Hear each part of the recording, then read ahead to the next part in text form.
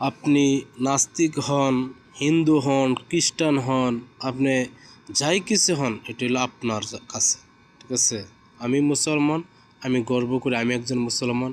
আমার আল্লাহ আমার সৃষ্টিকর্তা, আমার নবী হজরত মুহাম্মদ সাল্লাল্লাহু আলাইহি সাল্লাম আমাদের শেষ নবী। আমি সমস্ত নবীকে বিশ্বাস করি এবং সমস্ত সাহাবাদেরকে আমি বিশ্বাস করি।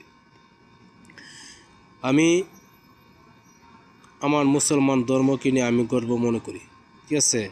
তুমি যদিও এটাতে অতুষ্টিত হও, ঠিক আছে, অসন্তুষ্টিত হও তোমার ধর্মকে নিয়ে, তাহলে তুমি তোমার ধর্মকে তুমি বেছে নাও, এতে আমার কোনো আপত্তি নেই।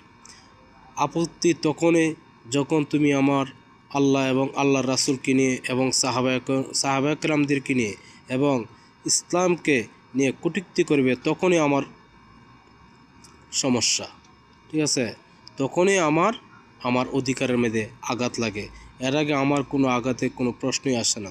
তোমার যা ইচ্ছা তাই তুমি করো, তাতে তোমার যা তুমি ভুগবা। আর আমার যখন আঘাত আসবে, যখন তুমি আমার আল্লাহ এবং আল্লাহর রাসূলকে নিয়ে সেরা কটূক্তি করবে, তখন অবশ্যই আমার দিলে আঘাত আসবে। তখন আমি আমার আমার যেভাবে তোমাকে প্রতিরোধ করার দরকার, আমি ইনশাআল্লাহ আল্লাহর সাহায্যে অবশ্যই তোমাকে প্রতিরোধ করার চেষ্টা করব।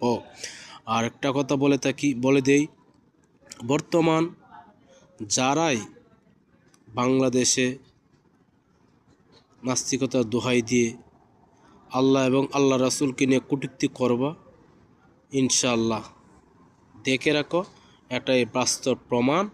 আবুল সরকারের মতন তোমাদেরও হবে এই বাংলাদেশে, কোনো দিন বলতে পারবা না। শুধু তাই নয়, তার চেয়েও আরও কঠিন অবস্থা তোমাদের ভোগান্তি হবে। এটা স্মরণ রেখো, মাইন্ড ইট।